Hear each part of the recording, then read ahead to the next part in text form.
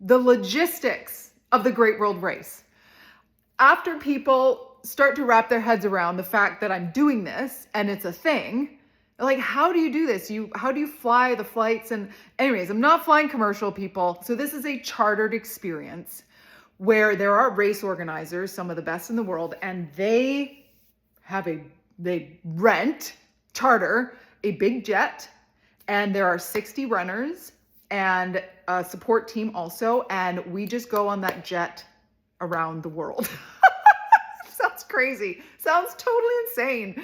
7 continents in 7 days. All right, so here's how this happens, people. I'm gonna lay it out for you. It's super exciting. We all meet in November in Cape Town, South Africa. I will definitely be going a few days early because I do not want to start this run jet lagged. So I'm gonna go to Cape Town, South Africa. We all meet there. We spend a few days there doing some runs, getting the jitters out, those kinds of things. And then we take a very special plane to Antarctica. Not a regular plane. This is like a plane that's meant for landing on ice. And we land and we run a marathon in Antarctica. And then we get back on the plane and we fly back to Cape Town, South Africa.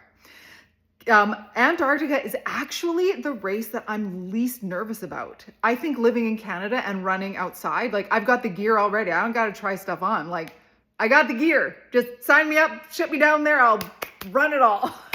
I'm not nervous about Antarctica. It's going to be super cool. And I don't know if my brain will be able to understand where I am on the planet at that moment, but I think that's super cool, running in Antarctica. So great. I got all the cold weather stuff. Good. So good to go. So we fly back to Cape Town. So Antarctica, obviously that covers Antarctica. Wolfgang, Antarctica. We go back to Cape Town, South Africa. We run in Cape Town, Africa. Then we fly a very long flight to Perth, Australia. We run in Perth. And that's obviously Australia. Do a marathon, get on the plane, go to Abu Dhabi. Abu Dhabi, Asia. From Asia, we go to Portugal. Portugal is Europe. Then we go to Cartagena, South America, which is, Colombia, which is in South America. We run there. And then we fly to Miami and do a marathon in Miami. That's North America. So we've covered all 7 continents in 7 days, a marathon in each place. So that's how the logistics of it works. So from what I understand so far, talking to the race director, is each in this plane, they all have flat lay down beds. You're paired because the seats are in pairs. You're paired with another person. You kind of like your age and stage, and that's like your seatmate for the time or for the trip. And then so they have support. They'll have like food and physio, massage, all that stuff like available. And that's really it. Like, you just get on a plane and you fly. No, there can't be any other family because like all the seats are very tightly allocated to the runners and the support team. But that's really it. Like, you just get on the plane and you go. So my goal with it is to run each of the marathons in 4 hours or just below, because part of it, and I'm going to get deep into like the training, things like that in a couple weeks, but I'm going to try to be balancing time on my feet versus speed, because the harder I run, the more challenging it's going to be for me to recover properly, because you're literally running, sleeping, running, sleeping, like flying, sleeping, running. That, like, it's a wheel. You're just going. So 4 hours would give me, if I run a marathon in 4 hours, that's about a 10-minute mile, 9-minute, 50-second mile.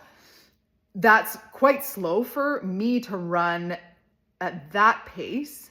However, I feel like if I can do that consistently, I will be able to run each marathon as consistently as possible without pushing myself too hard. So I'll allow myself then the recovery, like I won't have pushed myself so hard so that I can recover properly in the short window that we have to recover.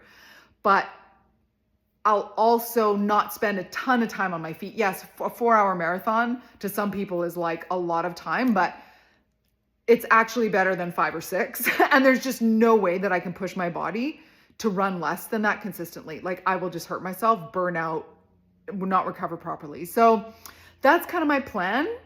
This is me sitting here 15 months out, having that as my plan. We'll see as time goes on. what actually the plan will be. But for now, the plan is run my half marathon in October in Toronto. And then take, nice 3 weeks easy recovery. Then in November of this year, start like a nice, healthy 12-month training cycle specifically dedicated for running 7 marathons in 7 days. Yeah, doing it. We're doing it. Okay, friends, thank you so much for following along. More content coming soon.